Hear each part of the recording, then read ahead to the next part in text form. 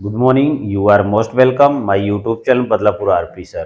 तो आज का हमारा एक नया टॉपिक है जिसका नाम है एडवर्ब या एडवर्बियल फ्रेज। एडवर्ब या एडवर्बियल फ्रेज जिसका मतलब होता है क्रिया या क्रिया विशेषण वाक्यांश। क्रिया विशेषण वाक्यांश। तो यह जो होता है यह सेंटेंस दो वाक्यों को जोड़ने के लिए प्रयोग किया जाता है और इसके क्या क्या कंडीशंस है, कितने पार्ट्स हैं, कितने प्रकार के होते हैं, मैं इसको डिटेल से पढ़ाऊंगा। तो चलिए हम चलते हैं अपने टॉपिक की तरफ। एडवर्ब या एडवर्बियल फ्रेज क्रिया क्रिया विशेषण या क्रिया विशेषणात्मक वाक्यांश होता है। इसका डिफाइन क्या है? डेफिनेशन में है कि ऐसे शब्द जो क्रियाओं ऐसे शब्द जो क्रियाओं की विशेषता का बोध कराते हैं या उनकी विशेषता बताते हैं। ऐसे शब्द जो क्रियाओं की विशेषता का बोध कराते हैं या बताते हैं एडवर्ब या एडवर्बियल फ्रेज कहलाते हैं। एडवर्ब या एडवर्बियल फ्रेज कहलाते हैं जो वाक्य के वर्ब को क्वालिफाई करते हैं, मतलब उनकी तरफ संकेत करते हैं। इनका प्रयोग दो वाक्यों को जोड़ने के में किया जाता है। इनका प्रयोग दो वाक्यों को जोड़ने में किया जाता है। एडवर्ब का प्रयोग वाक्य के अनुसार वाक्य के प्रारंभ में, कहने का मतलब वाक्य के शुरू में अथवा वाक्य के अंत में, वाक्य के शुरू में या वाक्य के अंत में भी किया जाता है। एडवर्ब या एडवर्बियल फ्रेज जो यल वाइस जोड़कर बनाया जाता है, इसके कई रूप हैं। तो इसमें बताया जा रहा है कि एडवर्ब या एडवर्बियल फ्रेज को वाक्य के प्रारंभ में अथवा वाक्य के अंत में प्रयोग करके बनाया जाता है। तो बताया कि वाक्य के प्रारंभ में अथवा अंत में भी किया जाता है। तो लिखा है कुछ एडवर्ब्स ऐसे होते हैं जिनके अंत में यल वाई जोड़कर बनाया जाता है। एडवर्ब मुख्य रूप से तीन प्रकार के होते हैं। कितने? तीन प्रकार के। हमारा फर्स्ट है सिंपल एडवर्ब जिसे हम कहते हैं साधारण क्रिया विशेषण सिंपल एडवर्ब।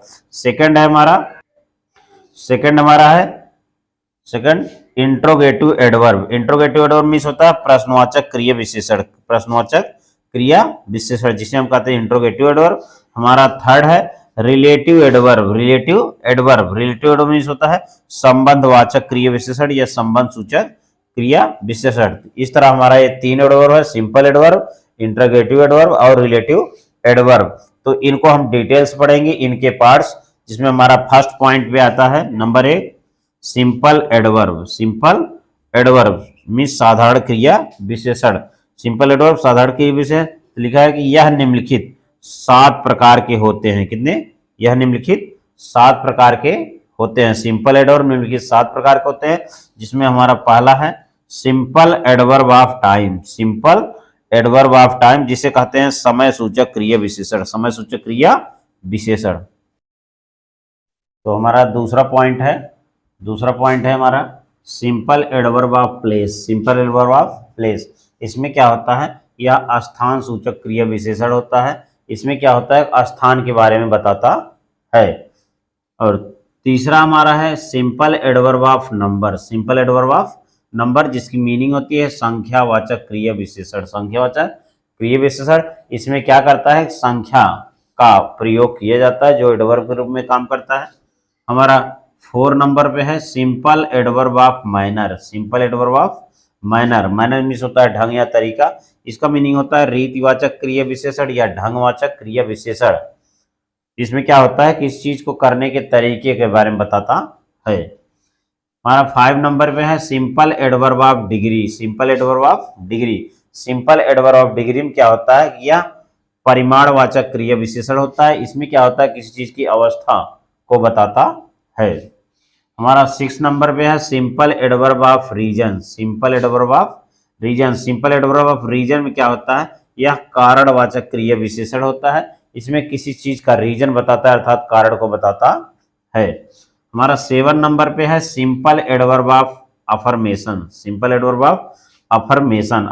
मीन्स होता है स्वीकारात्मक, किसी चीज को स्वीकार करना या सिंपल में होना। तो यह होता है स्वीकारवाचक क्रिया विशेषण क्रिया विशेषण। इसी का एक दूसरा पार्ट होता है simple adverb of negation. Simple adverb of negation, यहाँ अफर्मेशन है, यहाँ निगेशन है। तो अफर्मेशन में किसी चीज को स्वीकार किया जाता है और निगेशन क्या होता है, किसी चीज को नकारात्मक या नकार किया जाता है। इसकी मीनिंग होते हैं निषेधात्मक क्रिया विशेषण, निषेधात्मक क्रिया विशेषण।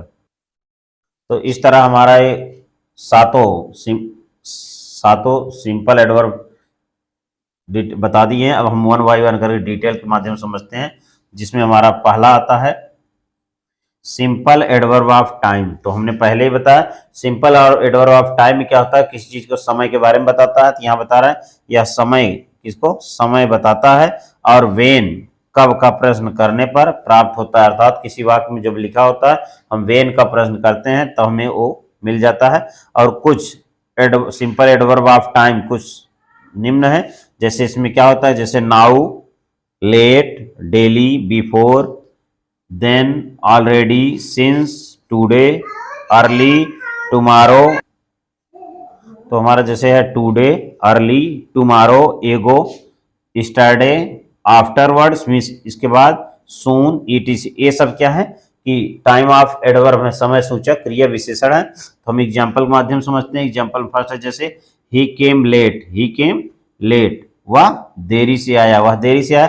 तो इसमें हम वेन लगाएंगे कि कब वह आया, कब वो आया, तो वह देर से आया। तो देर में हमारा आंसर आ गया, तो हम जान जाएंगे क्या है, adverb of time, adverb of time. दूसरा क्या है सेंटेंस, यू केम हियर स्टरडे, तुम यू केम हियर स्टरडे, तुम कल यहाँ आए थे, कल यहाँ आए थे। तो हमें पता करना है कि एडवर्ब ऑफ टाइम इसमें क्या है, तो हम वेन का प्रयोग करेंगे, अर्थात कब का प्रश्न करेंगे।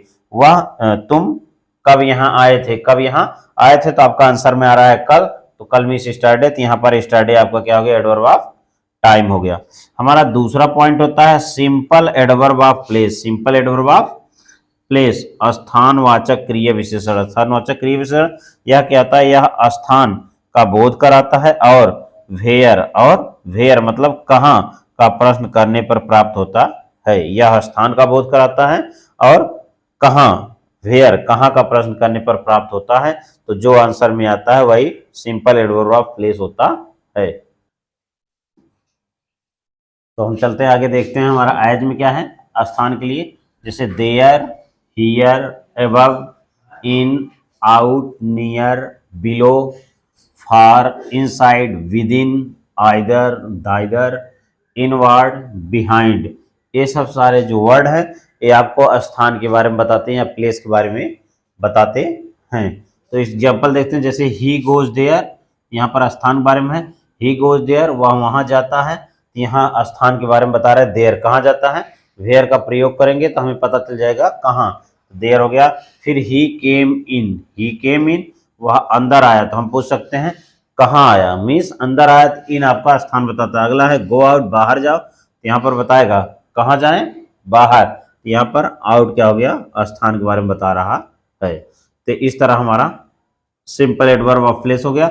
हमारा तीसरे नंबर पर आता है सिंपल एडवर्ब ऑफ नंबर। जैसा कि आपको पता है इससे क्या होता है, संख्या का बोध होता है या कोई चीज कितनी बार किया गया हमें बताता है। तो यह क्रिया के होने की संख्या, क्रिया के होने के मतलब कोई कार्य कितना बार हुआ उसके बारे में बताता है।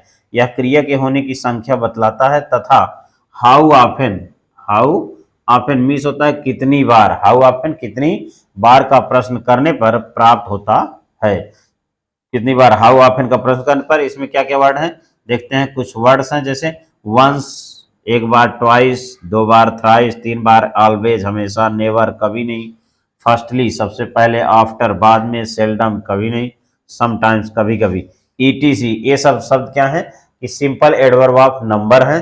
तो हम एग्जाम्पल देखते हैं। एग्जाम्पल में क्या है, जैसे I have read this book twice, मैंने यह पुस्तक दो बार पढ़ी। कितना बार, दो बार। तो यहाँ पर हाउ ऑफन कितनी बार, दो बार आया। तो हमारा एडवर्ब ऑफ नंबर हो गया।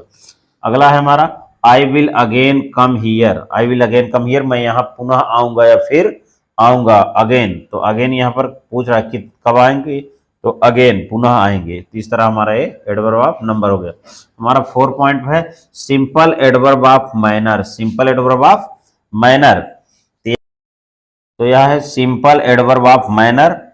तो रीतिवाचक क्रिया विशेषण या ढंगवाचक क्रिया, इसमें क्या होता है किसी चीज के करने के ढंग या तरीके के बारे में बताता है।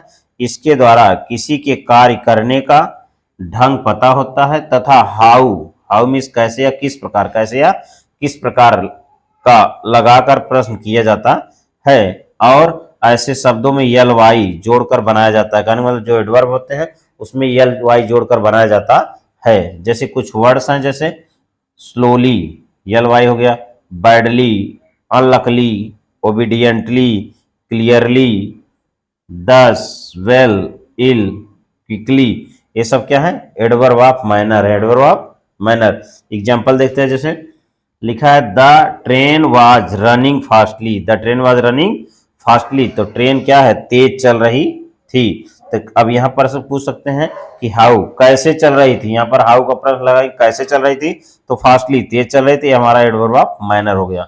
फिर क्या है? ही इज स्पीकिंग स्लोली, वह धीरे बोल रहा है, तो हम पूछ सकते हैं हाउ, मतलब कैसे बोल रहे हैं? धीरे बोल रहे हैं। यहाँ पर स्लोली एडवर्ब ऑफ मैनर है।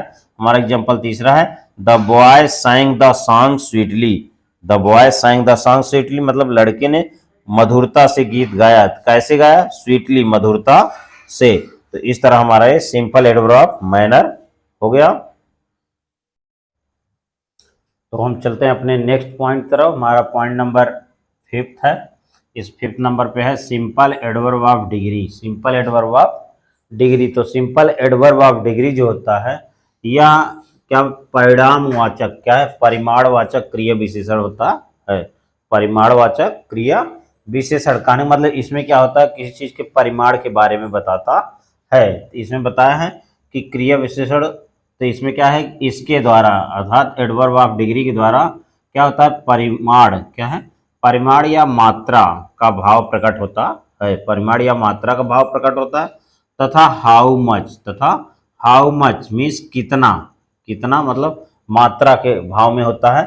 कितना का प्रश्न करने पर प्राप्त होता है, अर्थात हाउ मच का प्रश्न करने पर आपको सिंपल एडवर्ब ऑफ डिग्री प्राप्त हो जाता है। तो इसमें इसके अंतर्गत क्या क्या, सिंपल एडवर्ब ऑफ डिग्री के अंतर्गत क्या क्या आते हैं? जैसे टू आता है, जिसका अर्थ अधिक होता है, much, very, almost, little, half, whole, so, quickly, partly, fully, ETC. तो ये सारे शब्द किसके अंतर्गत आते हैं? सिंपल एडवर्ब ऑफ डिग्री के अंतर्गत ये सब आते हैं। तो इसको एग्जाम्पल माध्यम से समझते हैं। जैसे फर्स्ट एग्जाम्पल है he is very clever, he is very clever. तो यहाँ पर अगर हमें एडवर्ब पता करना क्या है, तो हम हाउ मच का प्रयोग करेंगे। तो हम कह सकते हैं वह कितना चालाक है, कितना चालाक है, कितना चालाक है, तो हो जाएगा वेरी, मतलब बहुत चालाक है। तो वेरी आपका क्या हो गया? एडवर्ब ऑफ डिग्री हो गया। तो इस तरह हो गया ही इज वेरी क्लीवर। दूसरा है he is so glad, he is so glad, तो इसका मतलब हुआ कि वह इतना खुश है या कितना खुश है। तो कह सकते हैं, अगर हाउ का प्रश्न करेंगे तो हाउ मच, जैसे वह कितना खुश है, कितना खुश है, तो इतना, तो सो हो गया हमारा एडवर्ब ऑफ डिग्री हो गया। हमारा तीसरा एग्जाम्पल है I am fully read, I am fully ready, I am fully ready. तो यहाँ पर आई एम फुल्ली रेडी, मैं पूरी तरह से तैयार हूँ। तो यहाँ पर बता रहा है कि जैसे मैं कितना तैयार हूँ? पूरी तरह से, कितना? पूरी तरह से, फुल्ली। यहाँ पर फुल्ली आपका क्या हो गया? एडवर्ब ऑफ डिग्री हो गया। चौथा एग्जाम्पल है he is too fat, he is too fat, वह बहुत मोटा है, बहुत मोटा है। तो हम पूछ सकते हैं कि हाउ मच का प्रश्न करने पर वह कितना मोटा है, तो टू है, क्या है? टू। यहाँ पर टू आपका क्या हो गया? एडवर्ब ऑफ डिग्री हो गया। तो अब हम चलते हैं अपने पॉइंट नंबर 6 तरफ। 6 में है simple adverb of reason, simple adverb of reason. Simple adverb of reason में क्या करता है? कारण को बताता है। क्या करता है? कारण को बताता है। क्या होता है? कारणवाचक क्रिया विशेषण, कारणवाचक क्रिया विशेषण। तो इसमें बताया है कि इसके द्वारा किसी कार्य, इसके द्वारा किसी कार्य का कारण, किसी कार्य का कारण प्रकट होता है। और वाई, वाई मीन्स क्यों या किस लिए, वाई का प्रश्न करने पर हमें क्या? एडवर्ब ऑफ रीजन पता होता है। तो एग्जाम्पल जैसे हम पहले देख लेते हैं। जैसे में क्या क्या आता है? बिकॉज, क्योंकि आता है। देयर फॉर, इसलिए। सिंस, चूंकि। For, hence, so, so means अतः या इसलिए। ये सब चीजें हमें किसमें? एडवर्ब ऑफ रीजन में प्राप्त होते हैं। तो अब हम एग्जाम्पल के माध्यम से समझते हैं। जैसे फर्स्ट एग्जाम्पल है he failed, he failed so he was sad, he failed so he was sad. तो हो गया। एग्जाम्पल देखते हैं। He failed so he was sad, he was sad, he failed so he was sad, मतलब वह असफल हो गया, अनुत्तीर्ण हो गया, इस सो इसलिए ही वाज सैड, इसलिए वह दुखी था, इसलिए वह दुखी था। तो यहाँ पर व्हाई का रीजन, वह क्यों दुखी था, क्यों दुखी था, तो यहाँ पर रीजन दे दिया सो मिस आता है इसलिए, इसलिए वह दुखी था। हमारा दूसरा एग्जांपल है he did not come, he did not come here, वह यहाँ नहीं आया, बिकॉज क्योंकि ही वाज इल, वह बीमार था, वह बीमार था, क्या था, क्योंकि वह बीमार था। बिकॉज हमारा रीजन बता रहा है, क्योंकि ही वाज इल वह बीमार था, बिकॉज हमारा क्या हो गया, एडवर्ब ऑफ रीजन हो गया। हमारा 7 नंबर पे है simple adverb of affirmation, simple adverb of affirmation. तो इसके सिंपल एडवर्ब ऑफ अफर्मेशन, तो इसका हिंदी होता है स्वीकारवाचक क्रिया विशेषण, स्वीकारवाचक क्रिया विशेषण या स्वीकृतिवाचक क्रिया विशेषण। इसमें क्या होता है, किसी कार्य को स्वीकृत किया जाता है, स्वीकार किया जाता है, एक्सेप्ट किया जाता है। तो इसमें है इससे किसी कार्य के होने की या स्वीकार का बोध होता है या स्वीकृति का बोध होता है। जैसे इसमें क्या आते हैं, यस, हाँ, सर्टेनली निश्चित रूप से, अनडाउट निसंदेह, श्योरली अवश्य, ईटीसी इत्यादि शब्द आते हैं। एग्जाम्पल देखते हैं। जैसे फर्स्ट एग्जाम्पल है yes he will go to there, he will go to there, हाँ वह वहां जाएगा, हाँ वह वहां जाएगा। तो यहाँ पर यस जो है यह अफर्मेशन है या स्वीकृतिवाचक क्रिया विशेषण है।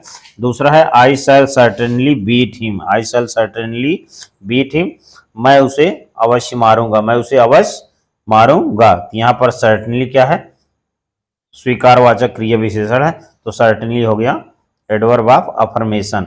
तो ये हमारा हो गया। हम चलते हैं अपने नेक्स्ट टॉपिक की तरफ। तो हम चलते हैं अपने नेक्स्ट पॉइंट नंबर 8 पे। तो 8 हमारा है simple adverb of negation, simple adverb of negation. Negation का मतलब होता है नकारात्मक, जिससे हमें नकार का भाव प्रकट हो या अस्वीकृत का भाव प्रकट हो। तो यह होता है निषेधात्मक क्रिया विशेषण, निषेधात्मक क्रिया विशेषण, निषेधात्मक क्रिया विशेषण। तो इसमें क्या है, इससे किसी कार्य के होने की अस्वीकृति, अस्वीकृत मतलब मनाही या निगेशन का भाव प्रकट होता है, अस्वीकृत का भाव प्रकट होता है। इसमें क्या आते हैं, no, not, never, no not never मतलब नहीं या कभी नहीं भाव होता है। एग्जाम्पल देखते हैं। जैसे he has no money, he has no money, तो उसके पास पैसा नहीं है। तो यहाँ पर क्या निगेटिव के भाव प्रकट हो रहा है कि उसके पास पैसा नहीं है। I do not know him, I do not know him, मैं उसे नहीं जानता हूँ, मैं उसे नहीं जानता हूँ। यहाँ पर निगेटिव की बात आ रहा है, नकारात्मक या अस्वीकृत का भाव हो रहा है। तो I do not know him, तो यहाँ पर नॉट हो गया। तो हम चलते हैं अपने सेकंड, पहला हमारा था सिंपल एडवर्ब। अब दूसरा पॉइंट है हमारा इंट्रागेटिव एडवर्ब, इंट्रागेटिव एडवर्ब जिसे हम कहते हैं प्रश्नवाचक क्रिया विशेषण, प्रश्नवाचक क्रिया विशेषण। तो इसमें क्या होता है, इसका प्रयोग प्रश्न पूछने, इसका प्रयोग प्रश्न पूछने में किया जाता है। कहने मतलब इंट्रागेटिव एडवर्ब जो होता है इसका प्रयोग प्रश्न पूछने में किया जाता है। इसमें जितने भी क्वेश्चन वर्ड आते हैं जैसे why, where, when, who, how, how many, how much, how often, how long, how far इत्यादि शब्दों का प्रयोग किया जाता है। जैसे एग्जांपल है व्हाट इज योर नेम, तुम्हारा नाम क्या है, हाउ आर यू, तुम कैसे हो, वेयर आर यू गोइंग, तुम कहाँ जा रहे हो, how much milk do you drink daily, how much milk do you drink daily. तो इन सभी प्रश्नों से हमें क्या पता चल रहा है कि प्रश्न पूछने का काम हो रहा है। तो हमारा ये फर्स्ट हो गया था, सेकंड हो गया था इंट्रोगेटिव। अब हम चलते हैं अपने थर्ड पॉइंट तरफ, जो तीसरा हमारा रिलेटिव एडवर्ब। रिलेटिव एडवर्ब मतलब संबंधवाचक क्रिया विशेषण, संबंधवाचक क्रिया विशेषण। तो आपको पता है कि रिलेटिव एडवर्ब क्या होता है, जो दो ऐसे वाक्यों को जोड़ता है या जोड़ने का काम करता है, और यह रिलेटिव एडवर्ब कंजक्शन की तरह प्रयोग होता है, अर्थात दो अलग अलग वाक्यों को मध्य में या बीच में जोड़ने का काम करता है। और ऐसे रिलेटिव एडवर्ब जो होते हैं क्वेश्चन वर्ड को ही कहा जाता है। और क्वेश्चन वर्ड जो होता है इनका हिंदी में अर्थ जो या जिस शब्द से शुरुआत होता है, जो या जिसे। तो हम देखते हैं इसका प्रयोग संबंध दिखाने के लिए किया जाता है। जैसे हु मीन्स होता है जो या जिसने, हुज मीन्स जिसका या जिसकी, होम मीन्स जिसे या जिसको, जिसे होम मीन्स जिसे या जिसको, विच जो या जिसे, वेयर जहां या कहां, वाई मीन्स जिस लिए या किस लिए, हाउ मीन्स जैसे या जिस तरीके से, जैसे या जिस तरीके से। तो इन सब का प्रयोग जो होता है, इनका हिंदी में अर्थ ज शब्द से शुरू होता है। जैसे एग्जांपल देखते हैं हम कि I know who is he, मैं जानता हूं, हु इज ही, वह कौन है, वह कौन है, वह कौन है। दूसरा क्या है, दिस इज द प्लेस, यह वही स्थान है, वेयर आई वाज बॉर्न मतलब यह वही स्थान है जहां, वेयर का अर्थ क्या हो गया, जहां या कहां, तो जहां मैं पैदा हुआ था, तो यहां पर जा शब्द आ गया। फिर क्या है, तीसरा एग्जांपल है, आई बाट ए पेन, मैंने एक कलम खरीदा, विच इज वेरी कॉस्टली, जो बहुत महंगी है। तो यहाँ विच का अर्थ जो हो गया, तो यह हमारा रिलेटिव एडवर्ब का काम कर रहा है, कंजक्शन का। तो विच मीन्स जो या जिसे होता है। तो आपको बता दें कि हु जो होता है यह सजीव के लिए होता है, और हु जो होता है किसी चीज से संबंध बताने के लिए होता है, होम जो होता है या ऑब्जेक्टिव केस में होता है संबंध बताने के लिए, विच जो या जिसे जो होता है या निर्जीव के लिए होता है, वेयर जहां स्थान के लिए, वाई जिस लिए या रीजन के लिए होता है कारण के लिए, हाउ जैसे या जिस तरीके का भाव प्रकट करने के लिए इन शब्द का प्रयोग होता है। तो इस तरह रिलेटिव एडवर्ब हमारा संबंधवाचक क्रिया विशेषण होता है। तो यहाँ पर क्या होता है कि हमारा जो रिलेटिव, इस तरह हमारा रिलेटिव एडवर्ब यहाँ पर फिनिश होता है। तो मैं आपसे उम्मीद करूंगा कि मैंने रिलेटिव को अच्छी तरह से पढ़ा दिया। अगर आपको यह समझ में आ गया हो तो आप इसे अधिक से शेयर, लाइक और कमेंट करें। Thank you for watching me.